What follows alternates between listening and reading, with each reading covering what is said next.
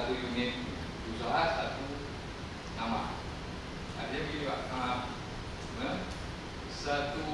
sekarang kan kalau kita lihat sebelumnya itu PTPN, PTPN itu di karet Pak, komoditinya karet. PIR-nya? Ya, siap, betul. benar Pak. Ya. Nah, kan ini sekarang kan sudah berubah nama menjadi PTPN yang komoditinya sawit.